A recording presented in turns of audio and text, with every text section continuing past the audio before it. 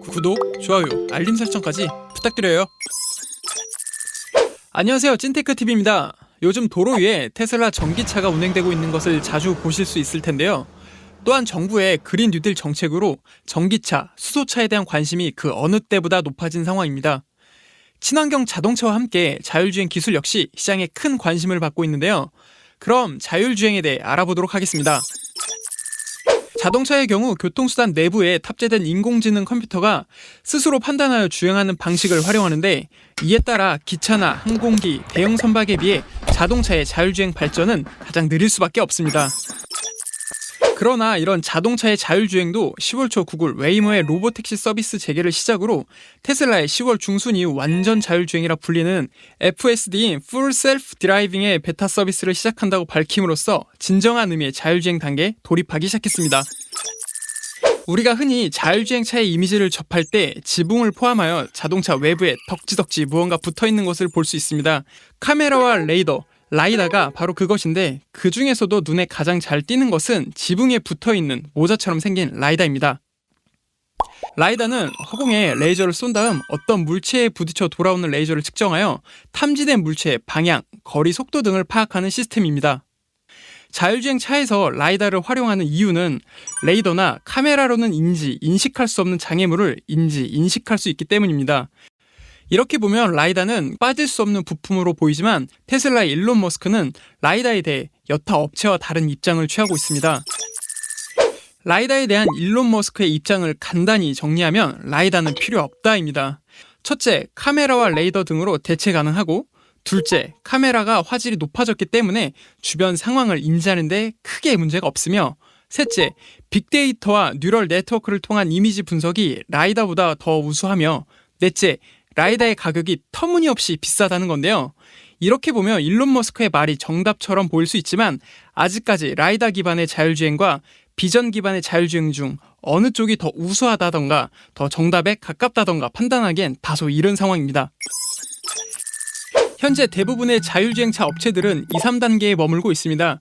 이번에 FSD 베타 서비스에 돌입한 테슬라는 3단계에서 4단계로 넘어가는 초입이라고 할 수 있고, 피닉스 지역에서 완전 자율주행차 서비스를 선보인 구글 웨이모는 피닉스라는 일부 지역과 자율주행차 중 일부 완전 자율주행차라는 점에서 역시 4단계 초입에 있는 것으로 평가할 수 있습니다.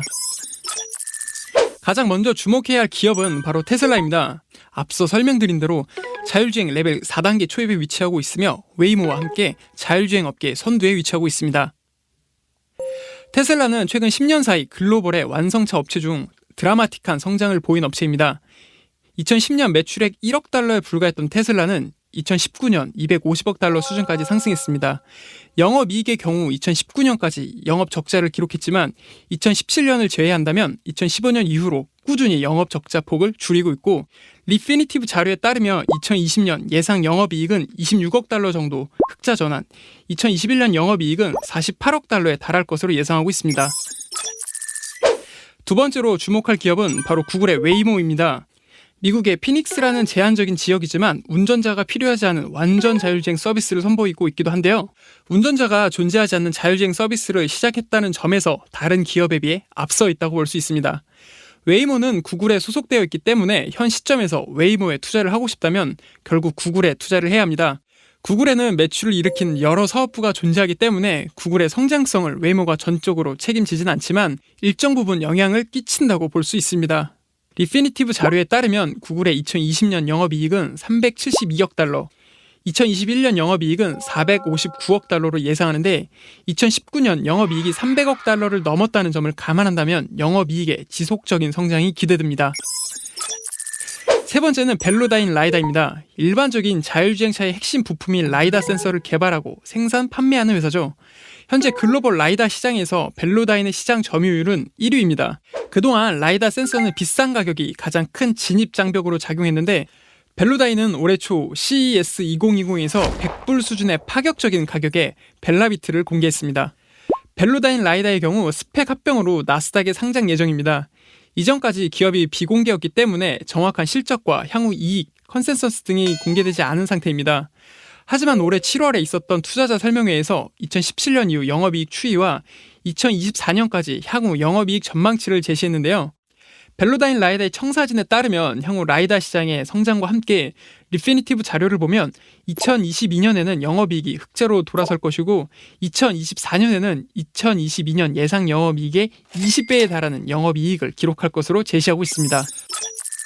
루미나 테크놀로지스는 라이다 진영의 새로 급부상한 신인입니다. 루미나 테크놀로지스도 올해 스펙 상장을 통해 미 증시에 상장 예정이기 때문에 벨로다인 라이다와 마찬가지로 현재 정확한 실적과 실적 컨센서스 등이 공개되지 않았습니다. 하지만 벨로다인 라이다와 비슷하게 지난 8월 투자자 설명회를 통해 향후 청사진을 그렸는데요. 영업이익에 대해서는 청사진을 그리지 않았기 때문에 어느 시점에서 영업 흑자 전환을 고려하는지 정확히 알 수는 없습니다. 다만 감가상각과 금융비용 상각전 이익인 에비타의 흑자 전환 시기를 2024년으로 예상하고 있습니다. 이는 비슷한 처진 벨로다인 라이다보다 2년가량 늦은 시기지만 벨로다인 라이다와 루미나 테크놀로지스의 시작 지점을 고려하면 루미나 테크놀로지스가 상당히 빠르게 올라오는 것을 볼 수 있습니다. 콘티넨탈은 세계 5대 자동차 부품회사 중 하나입니다. 타이어 부분에서 특히 강점을 가지고 있는 콘티넨탈은 2025년까지 아우토반에서 완전 자율주행을 실현하는 것이 목표입니다. 콘티넨탈에서는 자율주행차의 핵심 부품인 라이다 센서를 생산하고 있기도 합니다. 이 외에 2017년 자율주행 플랫폼인 큐브를 공개하였습니다.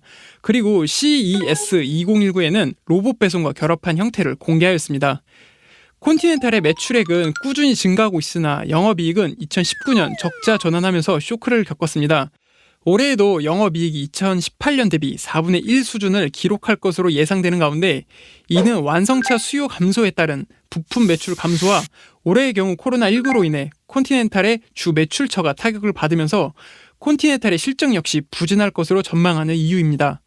특히 최근 1년간 2020년 및 2021년 영업이익 컨센서스 추이를 살펴보면 코로나19 사태 이후로 낮아진 컨센서스가 유지되는 상황이 지속되고 있습니다.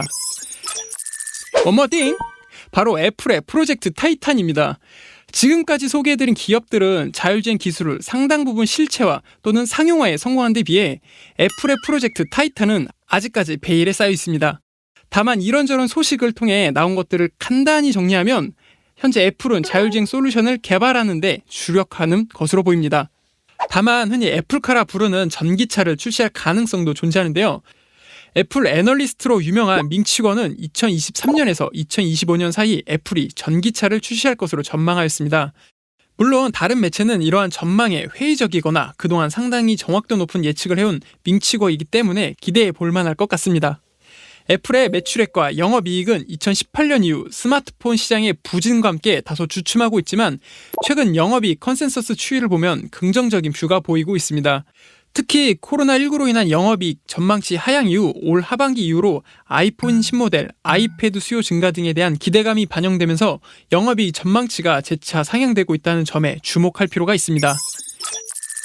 이 차트는 주요 기업들의 최근 1년간 12개월 선행 PER의 움직임을 나타낸 그래프입니다. 1년 전 시점을 100으로 가정했을 때 움직임입니다. 올해 3월 이후로 테슬라가 관련 업체 평균 대비 투자자들의 기대감이 높았다는 것을 확인할 수 있고 그 외 나머지 업체들은 시장 평균과 비슷하거나 그보다 낮은 기대가 반영된 것을 확인할 수 있습니다. 지금까지 자율주행에 대해 알아보았습니다. 앞으로도 많은 해외 기업에 대해 분석하는 컨텐츠를 준비할 예정이니까 구독, 좋아요, 알림 설정까지 챙기는 센스 아시죠? 구독, 좋아요, 알림 설정까지 부탁드려요.